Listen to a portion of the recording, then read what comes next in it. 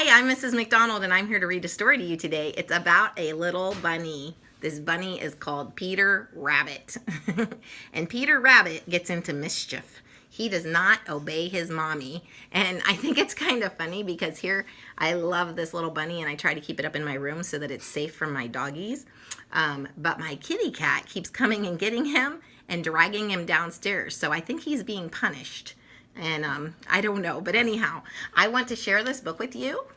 It's so beautiful. It's called The Story of Peter Rabbit. And I actually bought this for myself, but I'm going to give it away to a little friend because she loves it so much that I know she'll treasure it. So I'm going to give it to her. And I might get myself another one later. It is by Beatrix Potter and it's illustrated by Lisa McCue. Once upon a time, there were 4 little rabbits, and their names were Flopsy, Mopsy, Cottontail, and Peter.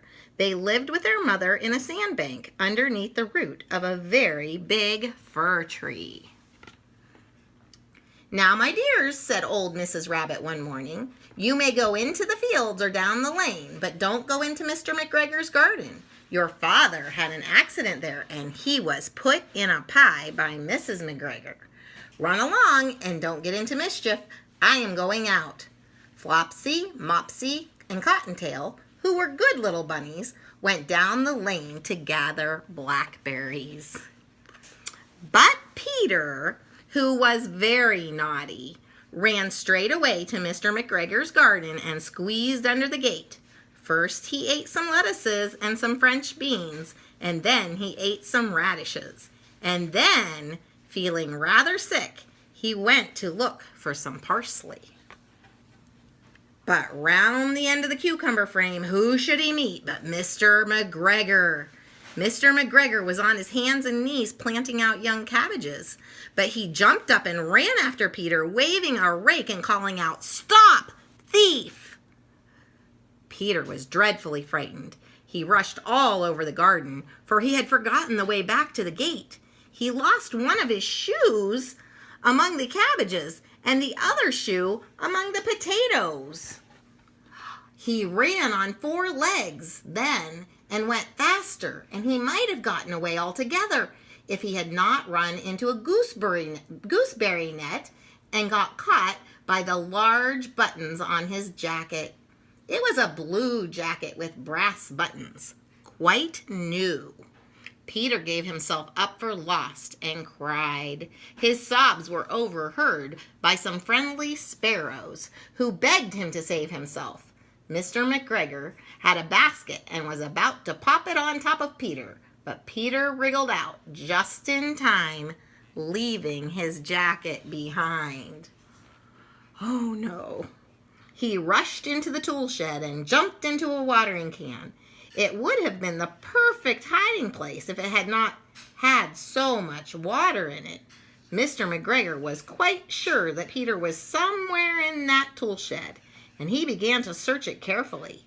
Then Peter sneezed. And Mr. McGregor was after him in no time. Peter was trembling with fright, and he had not the least idea which way to go. He was also very damp from sitting in that can. He tried to find his way straight across the garden, but he became more and more puzzled. He came to a pond where a white cat was staring at some goldfish. She sat very still, but now and then the tip of her tail twitched as if it were alive. Peter thought it best to go away without speaking to her. He had heard about cats from his cousin, Benjamin Bunny. He turned back towards the tool shed when he heard the noise of a hoe. Scratch, scratch, scritch. Peter scuttered underneath the bushes. When nothing happened, he came out and saw Mr. McGregor hoeing his onions. His back was towards Peter, and beyond him was the gate. Peter started running as fast as he could go. Mr. McGregor caught sight of him at the corner, but Peter did not care. He slipped underneath the gate and was safe at last in the wood outside the garden. Mr. McGregor hung up the little jacket and the shoes for a scarecrow to frighten away the blackbirds. Peter did not stop running till he got home to the big fir tree. He was so tired that he flopped down on the floor and shut his eyes. His mother was busy cooking. She wondered what he had done with his clothes. It was the second jacket and pair of shoes that Peter had lost in 2 weeks. Peter did not feel very well that evening. His mother put him to bed and gave him a dose of chamomile tea, 1 tablespoonful to be taken at bedtime. But Flopsy, Mopsy, and Cottontail had bread and milk and blackberries for supper. Maybe, just maybe, Peter should have listened to his mother. I think the sooner you learn that, the better off you are. I'll talk to you later. Bye.